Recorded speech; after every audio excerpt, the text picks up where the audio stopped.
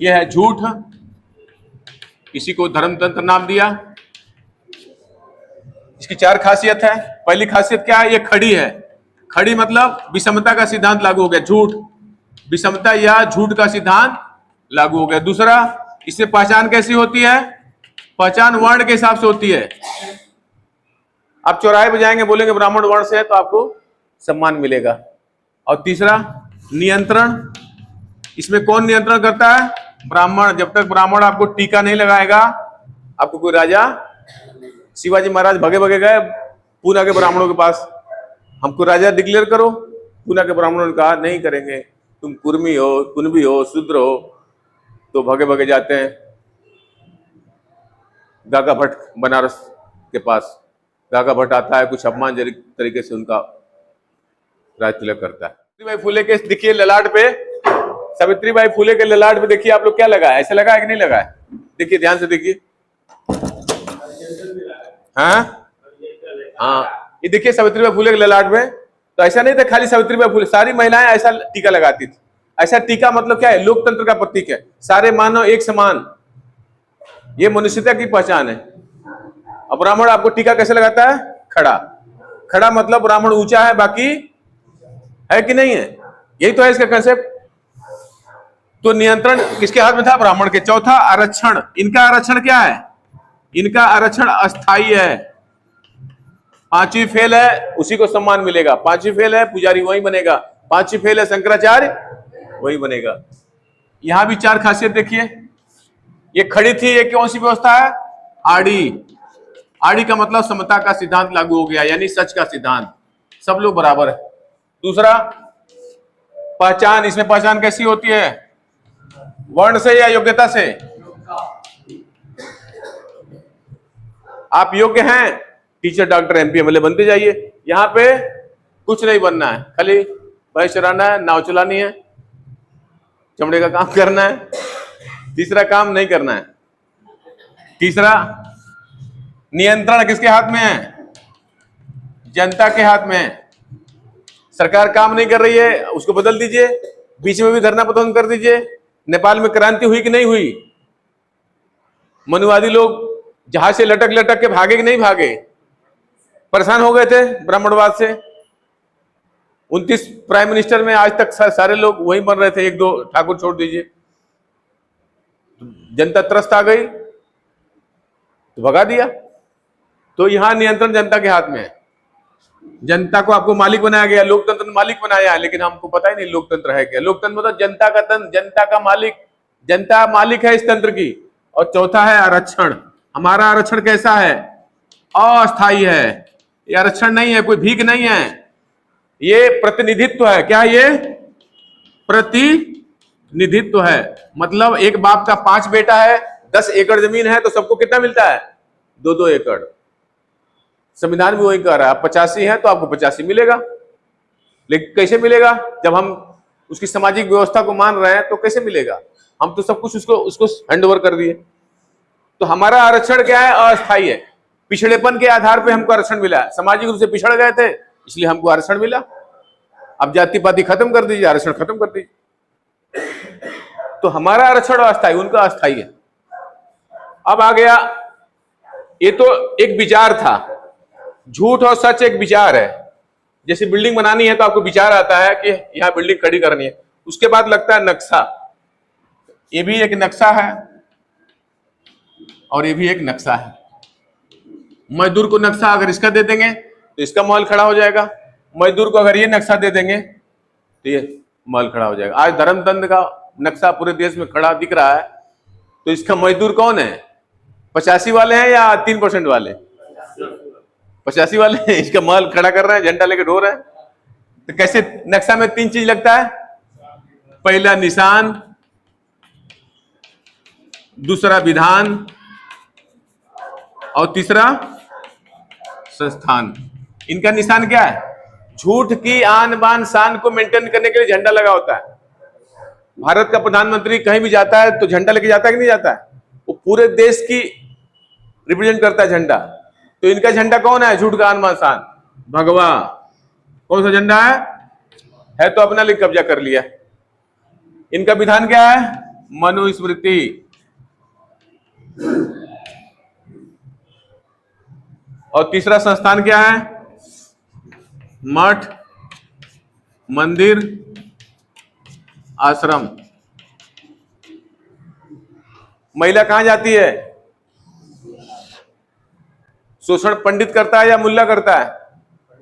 पंडित करता है। क्या सिखाया जाता है? पूजय विप्र ज्ञान गुणहीना, पूज्य न शूद्र ज्ञान प्रवीणा। ब्राह्मण कितना भी बेकार हो उसकी पूजा करो, शूद्र कितना भी पढ़ लिख ले उसकी पूजा मत करो। यहां ऊंच नहीं सिखाया जाता है। उसके बाद क्या बोला जाता है? तुमको कुछ चाहिए, तुम चली जाओ मंदिर। मंदिर चली गई, क्या मिला उसको? घंटा। क्या मिला उसको? और जैसे ही मंदिर चली गई, उसका नियंत्रण किसके हाथ में आ गया? मठ। मठ में बैठा है शंकराचार्य। शंकराचार्य कौन है? पंडित है। कौन है? पंडित। ये क्या है? झूठ की व्यवस्था का राष्ट्रपति है। क्या ये? तो जब मठ के आप नियंत्रण में चले गए तो आपके पास कौन सा विधान लगेगा? लगेगा कि नहीं लगेगा? समाज मठ मंदिर आश्रम से जुड़ गया, आपके ऊपर मनुस्मृति लागू होगा कि नहीं होगा? भगवा झंडा पकड़ना पड़ेगा। क्या बन जाएगा? हिंदू राष्ट्र। क्या बनेगा? इसीलिए यहां भी निशान आया। यहां निशान क्या आया?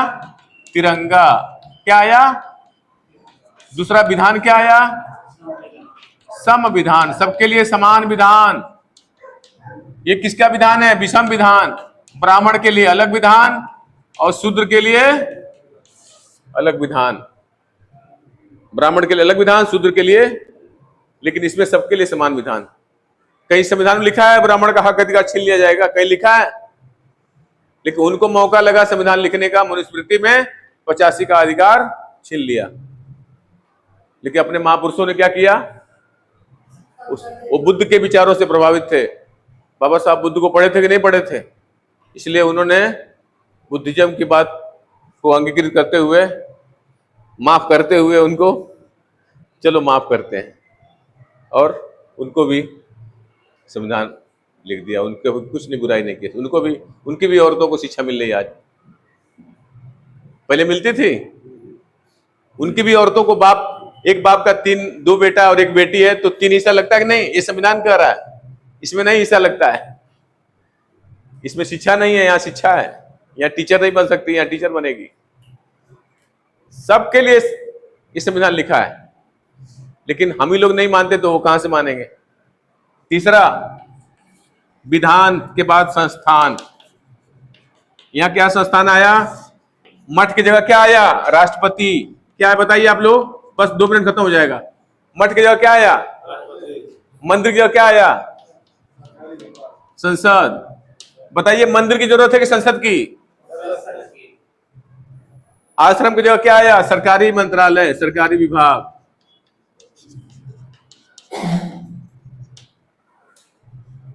आपको हेल्थ खराब हो गया, स्वास्थ्य सुविधा अच्छी नहीं है, तो आप चिल्ला सकते हैं ना कि मंत्रालय को सही करो। यहां कुछ चिल्ला सकते हैं आप? यहां तो आपको सेवा करना है। वो मंदिर से निकल करके कहां आ रहे हैं लोग? कभी सोचा वो मंदिर में बैठे बैठे 81 लाख करोड़ पा रहा है, फिर भी वो यहां आ रहा है? कभी सोचा क्यों आ रहा है? सरकारी मंत्रालय को बेचने। रेल बिक गई, रेल मंत्री खत्म। शिक्षा बिक गई, शिक्षा मंत्री खत्म। स्वास्थ्य विभाग बिक गया, स्वास्थ्य मंत्री। तो संसद खत्म होगा कि नहीं खत्म होगा? राष्ट्रपति खत्म होगा कि नहीं होगा? संविधान खत्म होगा कि नहीं? तिरंगा खत्म होगा कि नहीं? लोकतंत्र खत्म होगा कि नहीं? पूरा खत्म हो जाएगा। क्या बनेगा? इसके लिए जिम्मेदार बाबा साहब अम्बेडकर हैं कि हम लोग हैं? कितना लोग मानते हैं कि हम लोग हैं? हाथ खड़ा करके बताइए। तो आप लोग समझ गए झूठ कैसे इंप्लीमेंट होता है? ये झूठ का नक्शा से ये इंप्लीमेंट होता है, सच का नक्शा ये। तीसरा है झूठ का महल खड़ा करने वाला इंजीनियर। झूठ का महल खड़ा करने वाला इंजीनियर करता क्या है? महल खड़ा करने वाले इंजीनियर, यहां भी इंजीनियर लगेगा, यहां भी इंजीनियर लगेगा। लगेगा कि नहीं लगेगा? ये इंजीनियर 3 पॉइंट एजेंडा चलाता है। क्या चलाता है? झूठ का महल खड़ा करने के लिए ये 3 पॉइंट एजेंडा चलाता है। यानी ये जो जाति है बनी रहनी चाहिए। अगर जाति बनेगी तो ब्राह्मण सबसे ऊंचा रहेगा कि नहीं रहेगा? अगर जाति खत्म तो कोई ब्राह्मण को ऊंचा मानेगा? अमेरिका, जापान, रशिया में कोई किसी को ऊंचा मानता है? तो सिर्फ जाति बनी रहे इसके लिए वो आंदोलन चलाता है। 3 पॉइंट एजेंडा क्या चलाता है? पहला, भक्ति मार्ग पे चले जाओ। भक्ति मार्ग मतलब जानो मत मानो। मान लो अहिर हो, मान लो कोहरी हो, मान लो अल्लाह हो, मान लो ईश्वर है, मान लो अल्लाह है, मान लो स्वर्ग है, मान लो नरक। जैसे आपने आंख मूंद के मान लिया, दिमाग का इस्तेमाल नहीं किया, तो आपके ऊपर क्या लागू हो जाएगा? मनुस्मृति। क्या लागू हो जाएगा? और भक्त है तो घर में क्या होना चाहिए? भगवान, यानी काल्पनिक आइकन भगवान। झूठ किसे स्थापित होता है? 3 पॉइंट एजेंडा से। भक्ति मतलब आप ईश्वर के सामने खड़े हो जाओ तो लोग क्या कहेंगे? हिंदू है। अल्लाह के सामने खड़े हो गए तो लोग क्या कहेंगे? ये देखिए, ये भक्त है और यहां पे ईश्वर है। इसमें क्या है? हवाई पटरी बिछी हुई है। कौन सी पटरी बिछी है? ये भक्त है, ये अल्लाह है, ये हवाई पटरी बिछी हुई है।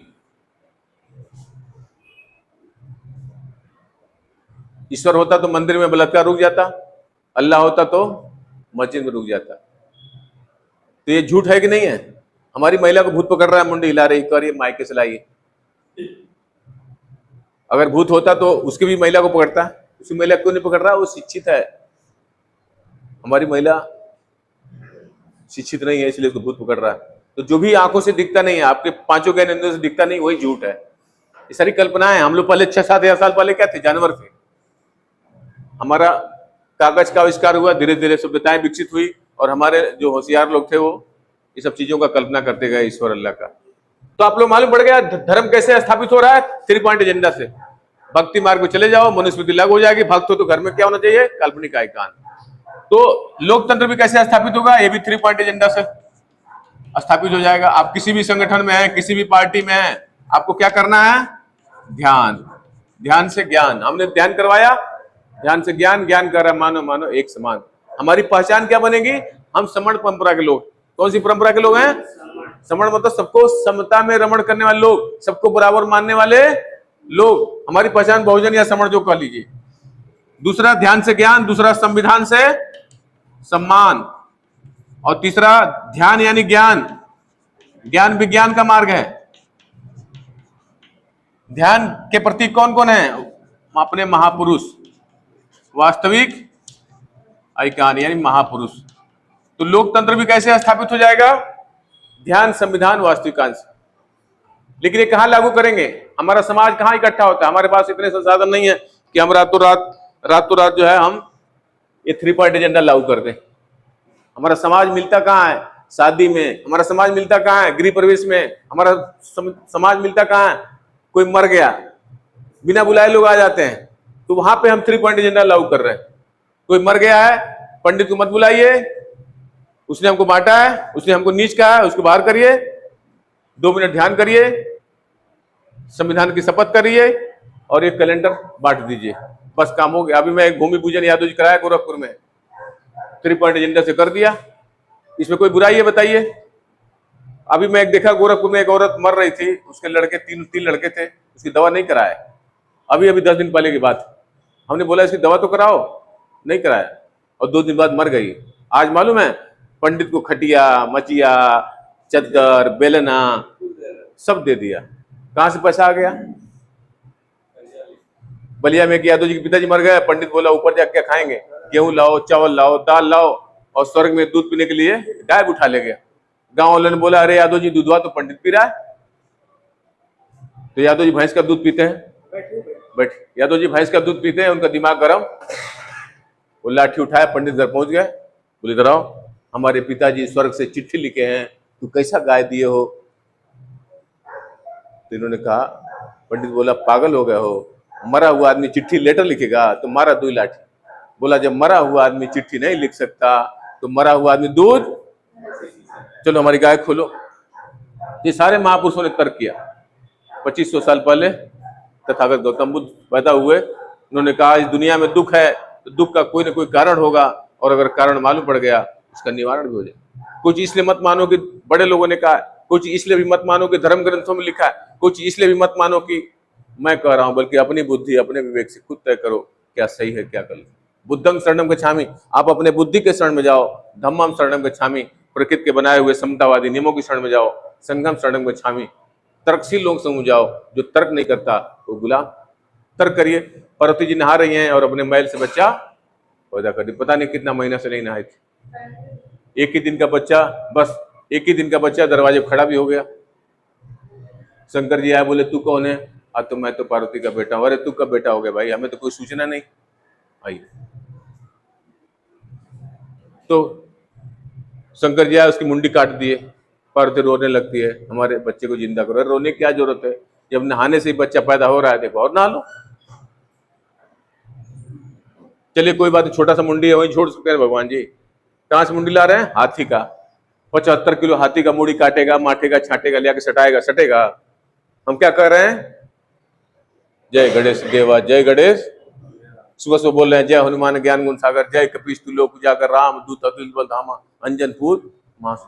हनुमान जी अगर ज्ञान के सागर हैं तो अमेरिका के कोलंबिया यूनिवर्सिटी में उनका फोटो लगना चाहिए कि नहीं लगना चाहिए? किसका फोटो लगाया वहां? तो ज्ञान का सागर कौन हुआ? तो सुबह सुबह अगर 85% के लोग भीम चालीसा बजाएं, हनुमान चालीसा की जगह बुद्ध चालीसा बजाएं, कबीर चालीसा, तो उसका एंटीना सीधा रहेगा या टेढ़ा हो जाएगा? टेढ़ा करना है कि नहीं करना? हाथ खड़ा करके बताइए। तो बस हम अपनी बात को लास्ट में कंक्लूड करूंगा कि हमने 3 चीज बताई। धर्मतंत्र का सिद्धांत क्या है, धर्मतंत्र का नक्शा क्या है, और धर्मतंत्र कैसे लागू होता है। मैं इस उम्मीद से अपना कैरेक्टर खत्म करूंगा कि आपको पूरी बात समझ में आ गई होगी। हमको कोई भी शादी हो, कोई भी गृह प्रवेश हो, कोई भी मर गया हो, पंडित नहीं बुलाना है, वहां 2 मिनट ध्यान करना है। ध्यान से आपकी पहचान बनेगी, आप बहुजन है, श्रमण है, संविधान से सम्मान मिलता है, हमारा चरित्र लोकतांत्रिक बनेगा, बच्चा मंदिर की जगह स्कूल का घंटा बजाएगा, समतावादी बनेगा, और वास्तविक आइकान ये महापुरुष 200-300 जो शादी में पंडित को पैसा देते हैं, वही पैसा कैलेंडर का दे दीजिए। और जब घर घर जाएगा तो भगवान का विकल्प महापुरुष जब बनेगा, दोनों भगवानों में झगड़ा होगा, फिर 85% घर में ये महापुरुष जाएगा, तो पूरा देश बहुजनों का होगा, और अंत में सम्राट अशोक का पूरा भारत बनेगा। इसी उम्मीद के साथ इस लाइन से अपनी बात खत्म करूंगा कि आजादी की शाम नहीं होने देंगे, अपने लोगों की कुर्बानी बदनाम नहीं होने देंगे, बचेगा लहू का एक कतरा भी, शूद्र का दामन नीलाम नहीं होने देंगे, नीलाम नहीं होने देंगे। जय लोकतंत्र, जय संविधान, जय भारत। Thank you.